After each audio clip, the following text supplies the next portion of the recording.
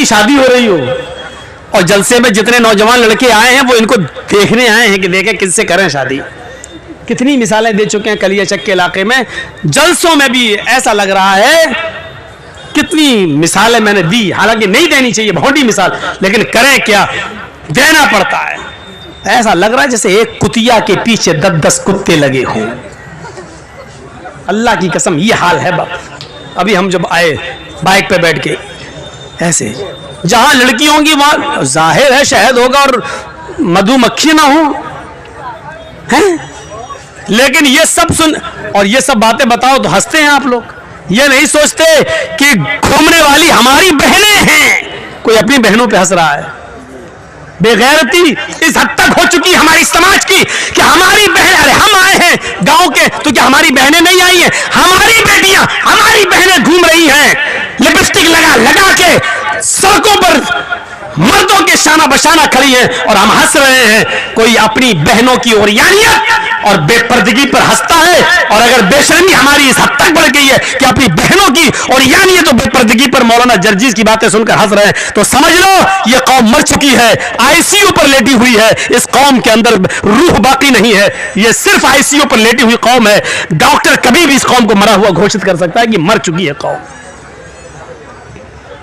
ये कौम मुर्दा हो चुकी है।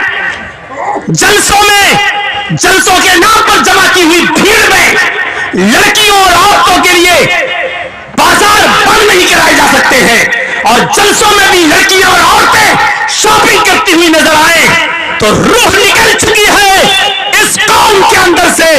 मौलाना जर्जीस मुर्दों से बातें कर रहा है, कब्रिस्तान में पड़ी हुई लाशों से बातें कर रहा है, किसी जिंदा जावेद कौम से मुखातब नहीं है, किसी बारूह कौम से मुखातब नहीं है, एक ऐसे नौजवान तबके से मुखातब है जिसके अंदर से रूह निकल चुकी है, ईमान की रूह निकल चुकी है, दयानतदारी की रूह निकल चुकी है, हया और शर्म की रूह निकल चुकी है। एक बेशरम समाज, एक बेशरम कौम से हम मुखातब होकर गुफ्तगू कर रहे हैं, एक मरी हुई लाश और मरी हुई कौम से हम आज खिताब कर रहे हैं। यह एहसास लेकर यहां से उठिए। आज मैंने मौलाना अबुल कलाम आजाद वाले जुमले दोहराए। एक मरी हुई कौम से मुखातब है, मरी हुई कौम से। किसकी बहनें हैं बाहर घूम रही हैं, सरों पर दुपट्टे तक नहीं है, और जलसों में आ रही हो तो लिपस्टिक का क्या मामला बताइए, किसको दिखा रही हो? चिपके हुए कपड़े और चिपकी हुई लेगी, पैरों से चिपके हुए कपड़े किसके लिए? हमारी बहनें हैं और हमारी बेटियां हैं, हमारी बीवियां हैं। ऐसे ही कहा था अल्लाह के रसूल ने, दयूस, बार बार दोहराऊं, दयूस किसको कहते हैं? कितनी बार बताया जाए? जिसकी बहन, जिसकी बीवी, जिसकी मां, जिसकी बेटी बेपर्दा घूमती है वो भड़ुआ है। नहीं बोलूंगा दयूस, क्या कर लेंगे आप, मैं भड़ुआ बोलूंगा। जिसकी बहन बेपर्दा घूम रही है वो भाई भड़ुआ है, जिसकी बेटी बेपर्दा घूम रही है वो बाप भड़ुआ है, जिसकी बीवी बेपर्दा घूम रही है वो शौहर भड़ुआ है, जिसकी बहन बेपर्दा घूम रही है वो भाई भड़ुआ है। दयूस, अब योगी जी हमसे उत्तर प्रदेश में पूछे कि दयूस किसको कहते हैं तो बताना पड़ेगा ना, भड़ुआ। वो क्या जाने दयूस क्या होता है? कल मोदी जी पूछ ले, मौलाना साहब आपने तकरीर में कहा था कि वो दयूस है, दयूस किसको कहते हैं? तो बताना पड़ेगा ना, दयूस किसको कहते हैं? भड़ुआ। और भड़ुआ किसको कहते हैं मालूम है? वो भी बताऊंगा, सुनना पड़ेगा तुम्हें, नहीं तुम्हारे बाप को भी सुनना पड़ेगा। 2 घंटे 1.5 घंटा यही तो मेरा पावर है। इसके बाद हमारी चलेगी कहां? इसके बाद तुम कहीं बोल ही नहीं पाएंगे, जहां बोलेंगे वही पिटेंगे। यहां ये अथॉरिटी पावर मुझे अल्लाह के नबी ने दिया है, इस्लाम ने दिया, शरीयत ने दिया है।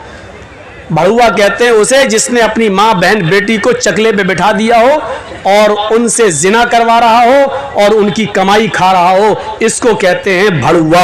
अपनी मां बहन बेटी बीवी से गलत काम करा के उनकी कमाई को खाने वाला। इतना बुरा जुमला अल्लाह के रसूल ने कहा, जिसकी बहन बेटी बीवी मां बेपर्दा घूमती है वो ये है। कोई फर्क नहीं पड़ेगा। मैंने टेबलेट नहीं दी, ऑपरेशन कर दिया, लेकिन कोई फर्क नहीं पड़ेगा। हम जो करते आए वही करेंगे। मन क़राअतल कुर्सी बाद सलातिल मक्तूबा लम यमनहु मिन दुखूलिल जन्नति इल्लल मौत। उस आदमी को जन्नत में जाने से सिवाय मौत की और कोई चीज नहीं रोक रही है। ये मेरी माँ बहनें आई हैं, ये भी सुन लें, ये तुम्हारे लिए अलग से एक डिग्री जन्नत में जाने की। अल मरातु इज़ा सल्लत खम्सहा व सामत शहरहा व अहसनत फरजहा व अतात बालहा फलतदखुल मिन अय्यि अब्वाबिल जन्नति शाअ। इमाम अहमद अपनी मुस्नद में, इमाम बैहक़ी अपनी सुनन में इस हदीस को लाए हैं। गौर से सुनिएगा। अल्लाह के नबी फरमाते हैं जो औरत 5 वक्त की नमाज पढ़ती हो पाबंदी से, रमजान के पूरे महीने के रोजे रखती हो पाबंदी से, सिवाय उन दिनों के जिन दिनों में अल्लाह ताला ने नमाज औरतों के ऊपर से माफ कर दी है और रोजे को रुखसत कर दिया है। नमाज तो बाद में वो पूरा नहीं करेगी, लेकिन रोजा बाद में पूरा करना पड़ेगा। औरतों को कुछ दिन पीरियड आता है, जिन पीरियड में, जिस मिनट में, जिस महीने में वो नमाज नहीं पढ़ेंगी। पीरियड 3, किसी औरत को 3 दिन, किसी को 4 दिन, 5 दिन, 7 दिन तक आता है। बहुत सी औरतें ऐसी भी होती हैं कि 15-15 दिन तक भी आ जाता है। तो मैं उस तरह नहीं, जितने दिन जो उसकी आदत है, 3 दिन, 4 दिन, 5 दिन, 6 दिन, आमतौर पे 4-5 दिन होता है। तो मेरे भाइयों, इतने दिन औरतें नमाज नहीं पढ़ेंगी, नमाज ही माफ है, जबकि नमाज किसी हाल में माफ नहीं है। लेकिन औरतों के ऊपर से उतने दिन की नमाज माफ है। ये बाद में जब वो पाक हो जाएंगी, नहा लेंगी, धो लेंगी, तो ये छूटी हुई नमाजें वो नहीं दोहराएंगी, उनको दोबारा नहीं पढ़ना है, जो छूट गई माफ।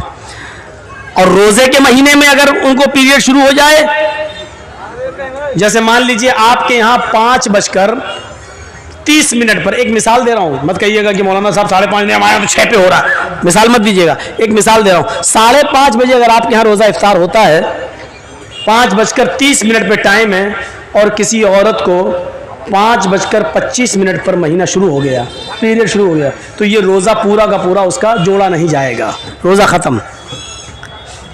सुबह 5 मिनट पहले उसको पीरियड आ गया, 5 मिनट छोड़ो, 2 मिनट पहले आ गया, 1 मिनट पहले आ गया, 5:30 टाइम है, 5:29 पे आ गया उसको पीरियड, तो ये पूरा का पूरा रोज़ा उसका शुमार नहीं होगा, ये रोज़ा उसको नहीं जोड़ना है। इसको बाद में पूरा करेगी और इसके बाद जितने छूट जाएंगे उसको। लेकिन सुबह से शाम तक जो भूखी प्यासी रही, इसका सवाब अल्लाह उसको देगा, ऐसा नहीं कि उसको महरूम कर देगा, सवाब मिलेगा उसको, लेकिन रोजा नहीं जोड़ा जाएगा, रोजा बाद में पूरा करेगी और जितने रोजे छूटेंगे इसके अलावा वो भी। तो जो औरत 5 वक्त की नमाज पढ़ती हो और रमजान के पूरे महीने के रोजे रखती हो, वह अहसनत फरजा, और अपनी शर्मगाह की हिफाजत करती हो। शर्मगाह की मैंने बता दिया, शर्मगाह की हिफाजत के 2 माना। एक तो यह है कि कोई औरत अपने शौहर के अलावा किसी और की तरफ नजर न डाले, किसी औरत किसी दूसरे की शर्मगाह को हासिल न करे। और शर्मगाह का एक दूसरा माना हिफाजत का, मोटे कपड़े, गाढ़े कपड़े, ढीले ढाले कपड़े वो अपने जिस्म पर पहने, जिससे उसके जिस्म का नशेब व फराज और उतार चढ़ाव दिखाई न दे। वो अताअत बालहा, और अपने शौहर की इताअत करती हो। शौहर की इताअत में बहुत सी चीजें शामिल हैं। शौहर की इताअत में एक बात याद रखिएगा, आप किसी औरत से निकाह करके अपने घर लाए, आप अपने कपड़े बीवी को दे दीजिए और बीवी आपके कपड़े धुल देगी, आपके लिए खाना वाना पका देगी, आपके सर में तेल डाल देगी, ये जिम्मेदारी है औरत की। हजरत आयशा अल्लाह के नबी सल्लल्लाहु अलैहि वसल्लम के सर में तेल उस वक्त भी डालती थी जब अल्लाह के रसूल एतिकाफ में बैठते थे और अपना सर हुजरे में कर लेते थे। तो हजरत आयशा अल्लाह के रसूल के सर में रोजे की हालत में भी तेल डाल देती थी, कंघी कर देती थी, वुजू के लिए पानी भर के दे देती थी, गुस्ल के लिए पानी गुस्ल खाने में या कहीं जहां नहाते थे वहां रख दिया करती थी। पता ये चला कि कंघी कर देना, शौहर के सर में तेल डाल देना, शौहर के लिए पानी गर्म कर देना या पानी गुस्ल खाने में रख देना, टॉवल वगैरह रख देना, लुंगी वगैरह रख देना कि नहाकर मेरे हस्बैंड चेंज करेंगे, ये सारी चीजें औरत की जिम्मेदारी में शामिल हैं और शौहर की इताअत में शामिल हैं। लेकिन इसके बाद, इसके अलावा अब आप चाहें कि मेरे कपड़े के साथ साथ मेरी अम्मा के भी कपड़े धोए, मेरे बाप के भी कपड़े धोए, मेरी बहनों के भी कपड़े धोए और मेरे जितने भाई हैं उनके भी कपड़े धोए, तो माफ कीजिएगा वो आपकी बीवी है, आपकी नौकरानी नहीं है। शरीयत ने उसको इस बात का मुकल्लफ नहीं किया है।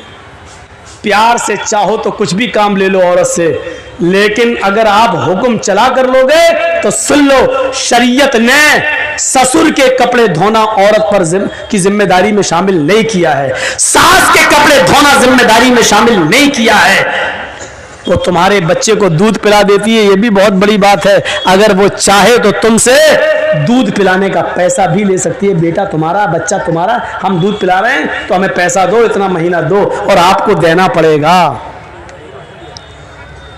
मौलाना साहब ये क्या मुसीबत खड़ी कर रहे हो, हमारी तो वैसे भी नहीं बनती अपनी बीवी से, तुम और कहते रहो, सुन के जाएगी तो कल।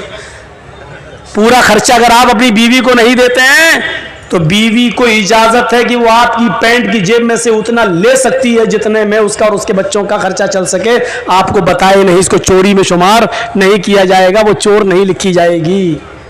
डरो मत। ये मसला जिस जगह मैंने बताया था ना, वहां मेरी भी बीवी गई हुई थी सुनने, दूसरे दिन मेरी जेब से 5,000 गायब हुए थे।